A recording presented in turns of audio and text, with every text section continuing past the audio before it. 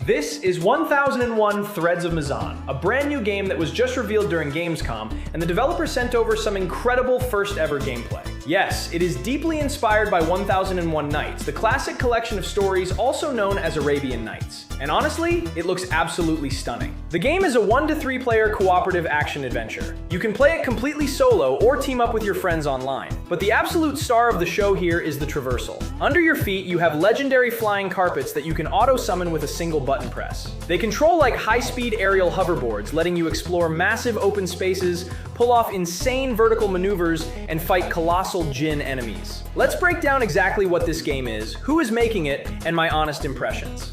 First, where did this come from? Mizan is the flagship debut title from MBC Game Studio, which operates out of Riyadh and London. They are backed by the massive MBC Group, the largest media conglomerate in the Middle East. This represents a huge, highly capitalized push to bring authentic Middle Eastern culture to the global AAA gaming stage. To pull this off, they didn't just throw money around. They built a powerhouse studio brick by brick, hiring a global workforce of developers from 18 different countries. We are talking about major industry veterans with a pedigree from legendary studios like BioWare, Hi-Rez, Ubisoft Montreal, and Bungie. And here's a detail I absolutely love. They have a strict corporate policy against using generative AI in both script writing and art creation. This is a completely handcrafted world. The story itself is framed and actively guided by the legendary story weaver, Shahrazad. The lore is incredibly rich. Thousands of years ago, humans and the elemental jinn lived in peace. By combining human engineering and jinn flame, they created an ancient technology called Mizancraft. But fear unraveled their brotherhood. Fearing the jinn's power, a human king turned the weapons of the Mizan against them, banishing the jinn into a parallel dimension called the Unseen. Now, in the present day, the veil is thinning. An exiled, wrathful jinn king has returned with an army of supernatural forces to seek vengeance against humanity. To stop the end of the world, 3 unlikely heroes must find the lost fragments of the Mizan and master Mizancraft once again. In combat, you choose between 3 highly distinct heroes. First, Yusra, the Relic Hunter. She wields a unique spear bow, acting as your high-precision, long-range damage dealer to disrupt enemy spellcasting. Next, Sufyan, the Pirate. He is focused entirely on speed and mid-range crowd control using a fluid whip blade. And finally, Malik, the Warrior. He is your ultimate tank, wielding a very cool weapon combo of double shields. The gameplay is a massive hybrid. It takes the fast, aerial combo juggling of Kingdom Hearts and blends it with the precise dodge timing and pattern recognition of a Souls game.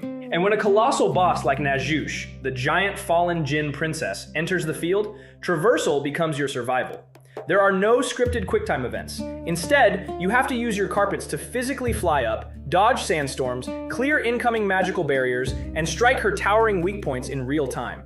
Because it supports Unreal Engine 5 and native HDR10+ gaming, the visual contrast between the glowing Jinn attacks and the dark desert skies is absolutely jaw-dropping. Alright, time for some honest talk. Is this game actually worth keeping on your radar? On the pro side, the movement is an absolute masterpiece. Early hands-on previews consistently confirm that the carpet riding delivers rare kinetic joy. It feels fast, responsive, and incredibly fun. Plus, the cultural authenticity is unmatched. The team worked with regional historians to design genuine architecture, Bedouin clothing, and an epic regional instrument-driven score. On the con side, early previews from outlets like PC Games N noted that outside of the flying carpet, the standard ground combat can feel a little generic and familiar. Also, they are planning a simultaneous launch on PS5, Xbox Series X and S, PC, and the Nintendo Switch 2. Squeezing these highly vertical, massive environments and intense flight physics onto hybrid handheld hardware is a massive technical gamble for a debut studio. Overall, I am highly optimistic. Seeing a studio take a massive AA swing on a culturally authentic co-op movement game